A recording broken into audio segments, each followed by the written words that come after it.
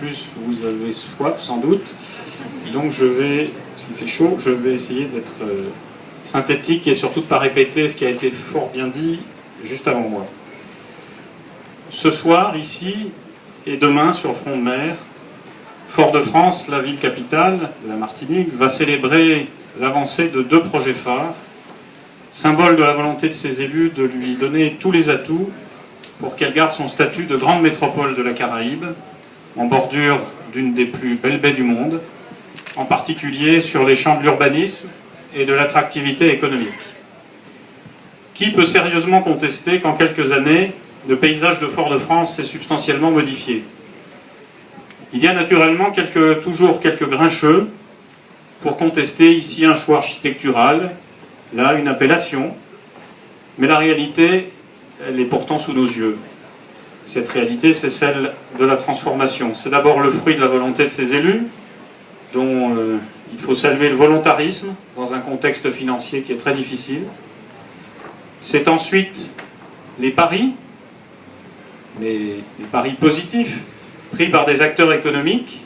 Et ce soir, nous en avons un magnifique exemple avec ce projet de Technopole, même s'il faut faire un peu œuvre d'imagination pour passer des installations actuelles à ce que sera ce beau projet dans quelques années. C'est aussi le choix de l'État, de ses établissements publics ou financiers, de ses agences, que de venir appuyer les projets qui le méritent. D'abord, on appuie des projets considérables de rénovation urbaine ou de lutte contre l'habitat indigne qui redonnent à la ville sa fierté et un urbanisme très largement refondu. C'est le sens de la Convention de la rénovation urbaine sur le centre-ville, de celle de rénovation des quartiers anciens dégradés qui va concerner notre voisinage immédiat que nous avons signé en fin d'année dernière. C'est aussi le sens de la Convention qui a été approuvée tout récemment par le conseil d'administration de l'ANRU de reconstruction de la cité Bonaire toute proche, avec un taux d'intervention important de la part de l'ANRU qui montre, je crois, la sensibilité aux besoins de la ville et le soutien qui lui est apporté. C'est d'ailleurs la proximité géographique de ces opérations, vous l'avez dit, M. Curnier, qui a permis que la Caisse des dépôts intervienne dans des conditions financières plus favorables dans le programme CARDIS. Et puis, au-delà de cet appui aux opérations d'urbanisme, il y a également, de la part de l'État, le souhait d'appuyer des opérations à forte dominante économique, comme c'est le cas avec l'opération de Kerlis, qui a été financée pour la part relevant des dépenses publiques au titre du contrat de site de défense.